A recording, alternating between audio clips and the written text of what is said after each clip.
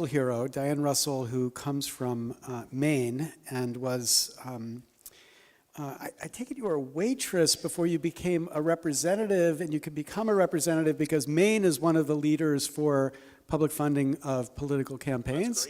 So she became a leader in the Maine legislature. And has been a big pusher, has been pushing she's been pushing ranked choice voting. But this is about none of those issues. So here's her question. The Federalist Society and the Judicial Crisis Network have effectively bought our Supreme Court. Will you support expanding seats on SCOTUS in federal courts to addressing conflicts of interest and or term limits? How far will you go to ensure the Supreme Court is fair to everyday Americans? Yes. So the first thing I would push for is 18-year term limits for Supreme Court justices in particular and federal judges in general. Because to me, it is irrational that we're freaking out about the health of an 85-year-old justice. It's like, oh no, did she get a cold? Like if she got a cold, then we're all sunk.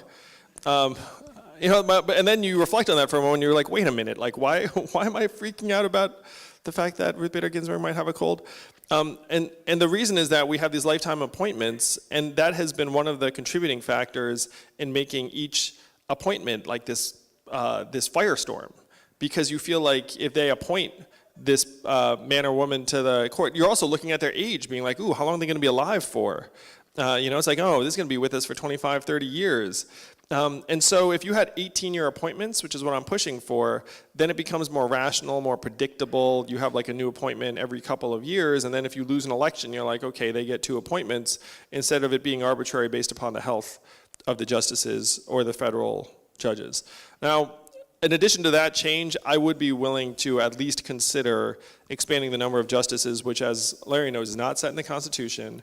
And I thought that it was deeply unprincipled what the Republicans did to Merrick Garland, where there's nothing that says in the last year, like, President can't appoint someone.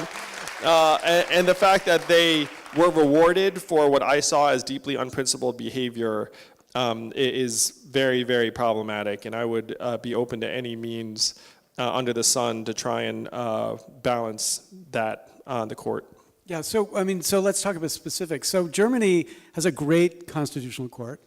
It actually has about, I can't remember if it's like 17 justices, but they sit in 2 separate panels. And so you can imagine increasing in a substantial way. Obviously, you wouldn't say one party gets to appoint all the new justices. You'd have to make it fair so Americans thought it was fair. But you could get a much more regular turnover, which is, I think, the objective you have. Because in Germany, it's never an issue when a justice steps down because they know it's not going to matter that much. There's enough built into the system, enough of a buffer that the political system can handle it. So would you think of something that big?